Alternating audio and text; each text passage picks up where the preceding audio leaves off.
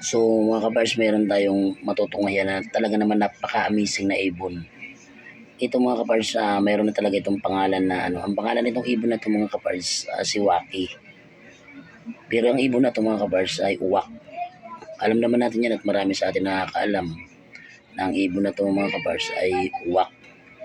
Pero pinangalanan siya bilang isang nagmamay-ari nito, si Waki. So mga kapars, marami tayong matutunghayan yan sa mga susunod na video natin. At antabayanan nyo lang yung mga i-upload kong video nitong ibon na to na si Waki nga. Marami tayong mga matutuklasan kung anong mga amazing na ginagawa nitong ibon na to mga kapars. So tapusin natin mga kapars ang video na to, na video ni Waki, si Uwak.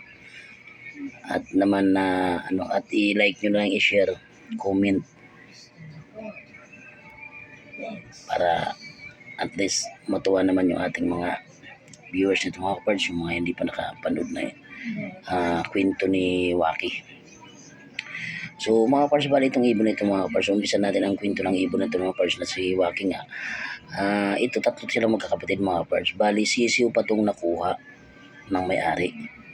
Mga kapars, sisiw pa, at siya na talaga nagpalaki, at itong inunti-unti na talagang pinalaki ito, pinagtiyagaan niya talagang mabuhay. Kasi nakuha niya to, sisiw pa, wala pang kabarabalahi pa talaga mga kapars. Anong kinatas niya siguro, kung anong pagkain na sinuvive niya para mabuhay talaga, hanggat lumaki na siya mga kapars. Ika nga ito mga kapars, ang edad na nito tagal. So mga 15 years o mahigit na itong ibon na to sa kanya mga kapars. So talaga naman na talagang kilalang kilala na ng mga tao dito mga kapars. Parang mas matalino pa nga ito daw sa kalapati. Kasi ito mga kapars, alam nyo, sumusunod ito mga kapars, hindi ito gaano lumilipad, sumusunod ito sa tao. Kung gusto mong isama, isasama siya. So ang nakakatuwa nito mga kapars, marunong siyang kumuha ng pera, marunong siyang mag-ipon. At saka, yun na mga kapars, mamaya matutunghayan natin yung video na yun, na kung paano siya kumuha ng pera. I-upload natin yun mga kapars. Kaya ang video na ito mga kapars, kailangan nyo nang i-like, i-share, at saka i-comment. So mga kapars, bali itong ibon na to, talagang bawal naman talaga mag-aalaga nito, no? Alam natin yan. Pwede natin kunin to ng DNR kasi bawal nga ito. So mga kapars, ito, bali itong mga kapars, nasa probinsya to. Kinuha na ito mga parts ng DNR, pero bumalik sila. Nakawala, bumalik sa kanya. So nangyari mga parts, yung dalawang kapatid niya, kasi tatlo nga ito mga parts, sa katagalan pinakawalan niya kasi medyo makukulit ng araw. Kumukuha na ng pagkain, kumbaga kung ano-ano nang nakaka-permission na, kaya pinakawalan yung dalawa mga parts. Ito itinali na rin to kasi talagang ito isa medyo behave to Kaya yung dalawa pinakawalan muna. So nangyari mga kapars, pinakawalan yung dalawa, siguro